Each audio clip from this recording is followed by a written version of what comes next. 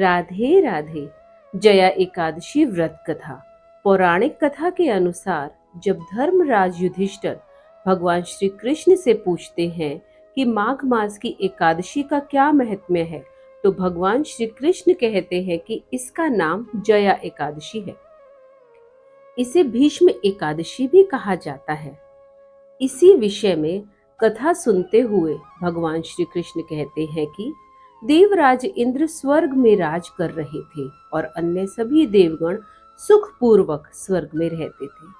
एक समय इंद्र अपनी इच्छा के अनुसार नंदन वन में अप्सराओं के साथ विहार करने गए और गंधर्व गान करने लगे। उन गंधर्वों में प्रसिद्ध पुष्पदंत और उनकी पुत्री पुष्पवती, साथ में चित्रसेन और उसकी स्त्री मालिनी भी उपस्थित थे। मालिनी का पुत्र पुष्पवान और उसका पुत्र माल्यवान भी वहां उपस्थित थे। पुष्पवती गंधर्व कन्या माल्यवान को देखकर उन पर मोहित हो गई और माल्यवान भी उन पर मोहित हो गए।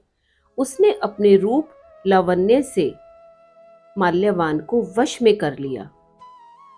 हे राजन, वह पुष्पवती अत्यंत सुंदर थी। अब वे इंद्र को प्रसन्न करने के लिए गान करने लगे, परंतु परस्पर मोहित हो जाने के कारण उनका चित्त भ्रमित हो गया। इनके ठीक प्रकार से न गाने और सुर और ताल ठीक न होने पर इंद्र इनके प्रेम को समझ गया और उन्होंने इसमें अपना अपमान समझ लिया और क्रोध में उन्हें श्राप दे दिया।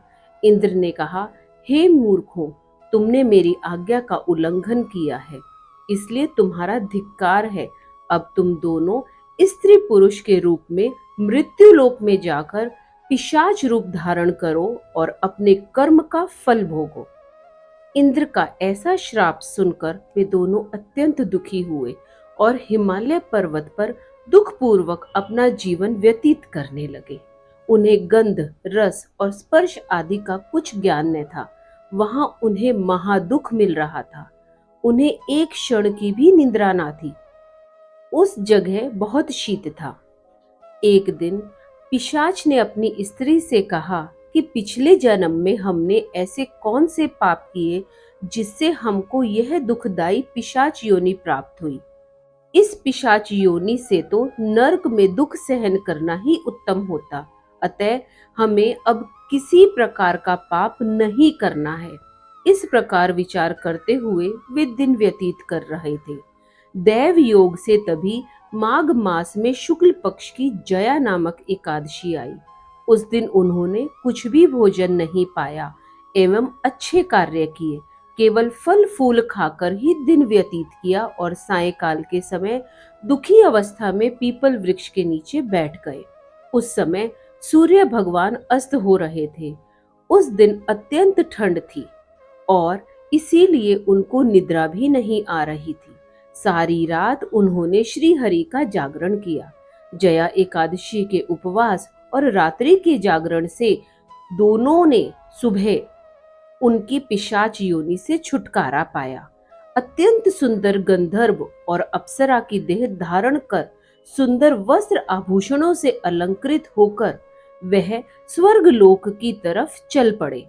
उस समय आकाश से देवता उनकी स्तुति करते हुए पुष्प वर्षा कर रहे थे।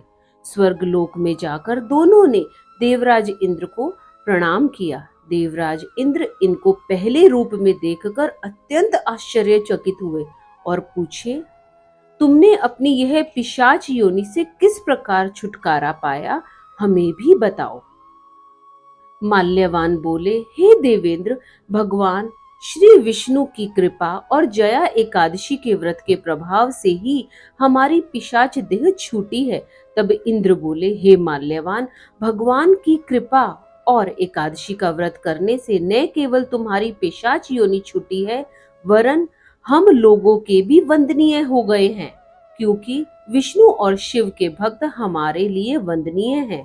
अतः आप धन्य हैं।